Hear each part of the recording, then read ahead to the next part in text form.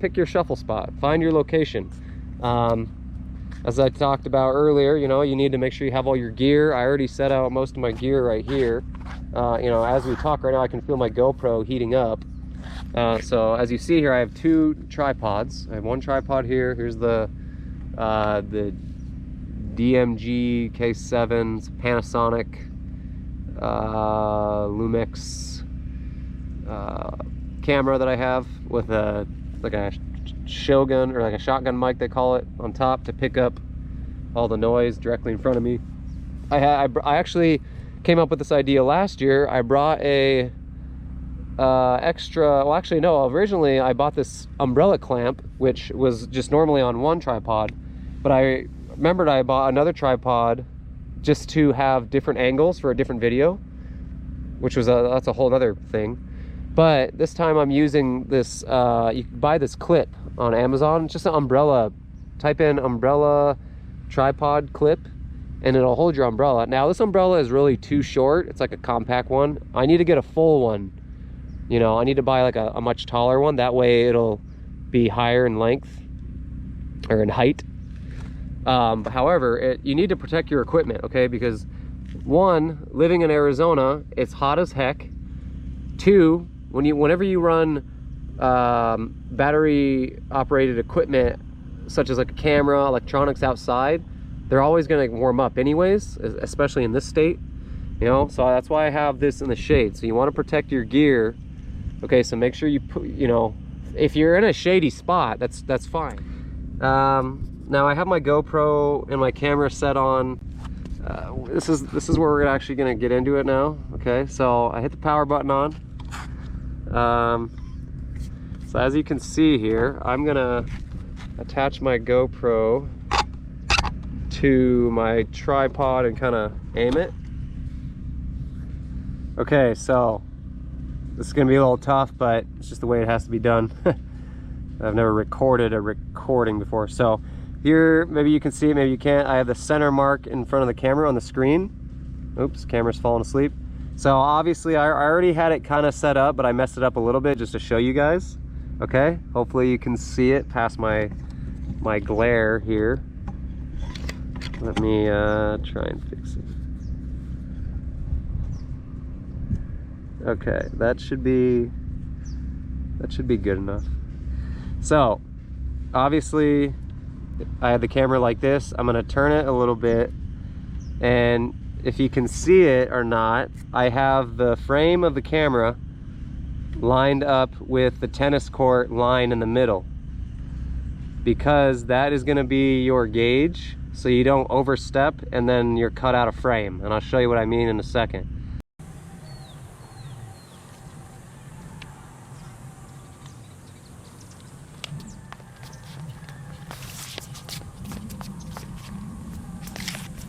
Okay, so let me zoom in on this. I know this quality is not going to be the best, but you know, you just got to bear with me. Okay, so you see, oh, falling asleep. The camera falls asleep. That's a battery saving function. So you see that line in the middle here, that red line? That line right there, okay?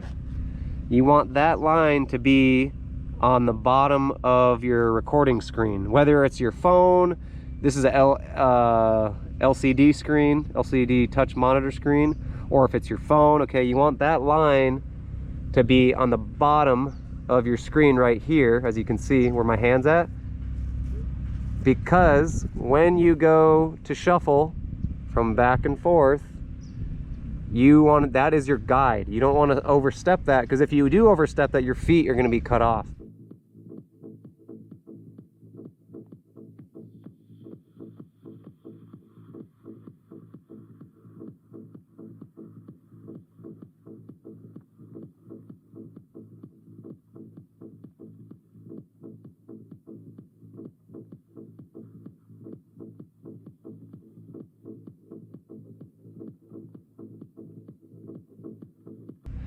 So you want to be behind this line, and then you know, this is what I'm saying earlier, I got to be very organized. You know, I've done this enough times where like, okay, I don't want my feet to be cut off anymore, you know.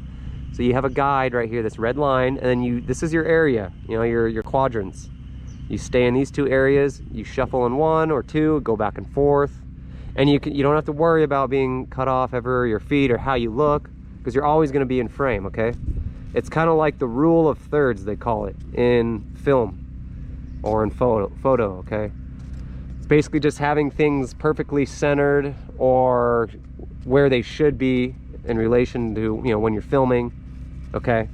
And I'll kind of get into some of that more. I know a little bit of film and photography, but most of this has just been pioneering on my own. I've never done actual like film school or gone to school. I just have a sixth sense for this stuff. I learned it, lots of YouTube videos, etc. So anyways, back to this.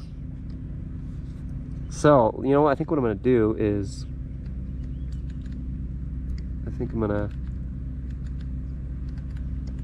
so you kind of mess with now with the phone, you don't have to mess with it because it's already auto-tuned. With a GoPro, it can be auto-tuned as well. But on the camera, you know, you need to mess with the settings a little bit. So you have your shutter speed, obviously, which I'm gonna put at like 400. And all you're doing is you just want it to, so that way, the picture you're seeing now on the GoPro is what you're setting up on your camera. And you mess with if you have a professional camera, okay, you wanna set your shutter speed, your ISO right there on the top, and then your aperture. Your aperture is how much light lets in to the lens. So there's a lot going on, you know? So this is why when you move up to a professional camera, there's a lot more going on. And you can also adjust like the filter, like watch, for example, I can go here and, you know, I can go, so there's white balance, they call it. So I can hit like 1, you know, and then you see how like it went from kind of like almost brown, you know, the sky isn't so blue. Well, I don't want that. I want to go to like white balance or clouds, since it's like cloudy out, and see how that looks a little bit more like what you're seeing on the GoPro, okay? And I again, I apologize for the glare, but it's just the way I'm filming it. That's the way it's going to be done. So once you get, you know, you set your tripod up, okay? You set it up center. You want it to be in the center. For right now, sometimes you can set it up diagonal. I'll show you different angles here in a second. Sometimes you can do that way, or that diagonal, and you can be facing this way, and you would be in that square or this square. It's just different angles will make you look different in your shuffling and in your dancing, okay? So moving on. For now, we're gonna focus on this one. So I'm gonna raise the camera up like this, so that my center mark and the bottom of the screen is about on the line. And then I tighten it. I tighten the wheel. Camera's falling asleep again. So now, as you can see, you don't see the line in there. That's because I have it on the very bottom. Okay, I have it so it looks just like that. Okay, so you don't see the red line, but that's where I'll be shuffling. So again, you know, this line right here is hidden, so you don't see it at all. So that's also kind of like, oh wow, how does he stay in frame? You know, it's because I'm explaining it now. Okay, that line will be hidden, and you'll be shuffling here. And yes, I have a song that I will be demonstrating and like showing you the whole process, the entire process, okay? So yeah, everything is set up now.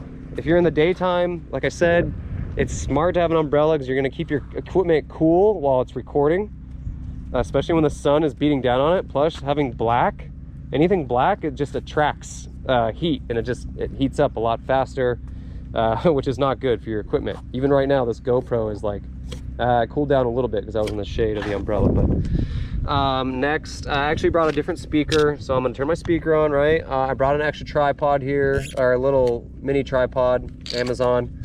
I might use that later.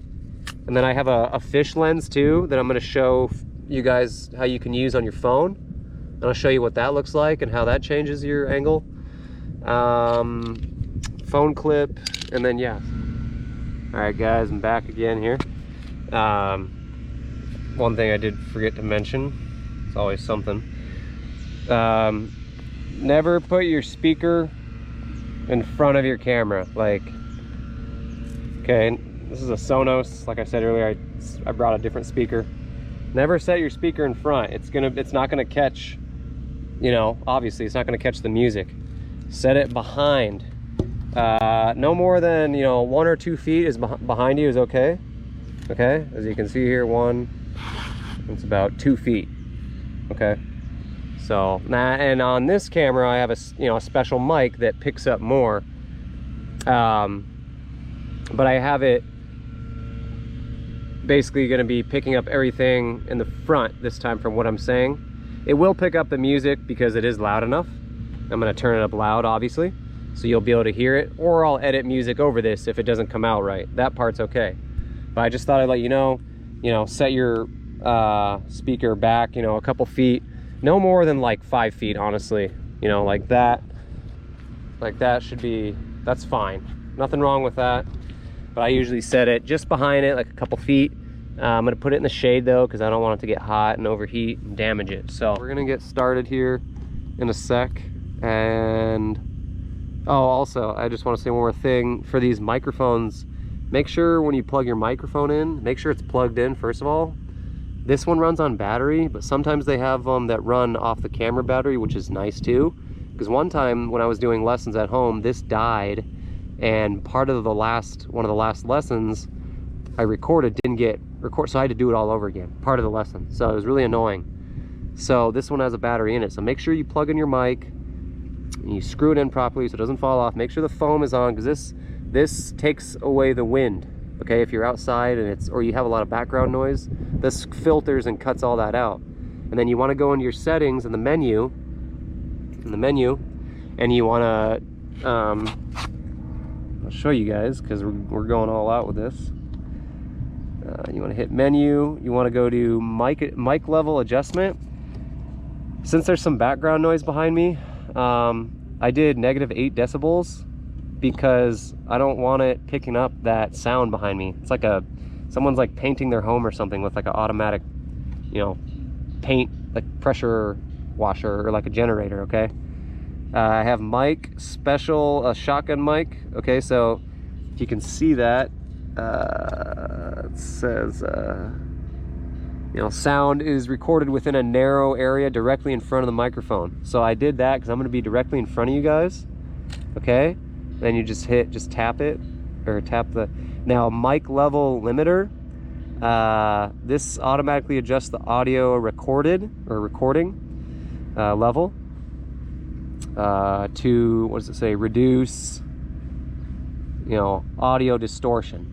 Okay, what's it say, at high input level. Okay, which it's not that loud here. But and then you have wind cut I'm putting on high because it is breezy out and it's a little gusty like at certain times, so you want that on. Otherwise this mic is going to pick up, because later when I put all this together, that you're going to see footage from this camera, okay, as well as this GoPro probably off to the side or something, picking up what was actually going on the court. Okay, so those are some things to keep in mind, so you don't have to come back and redo all this stuff. You don't have to like, oh, it was a really windy day, if I would have known, I would have turned down my decibels a little bit, and I would have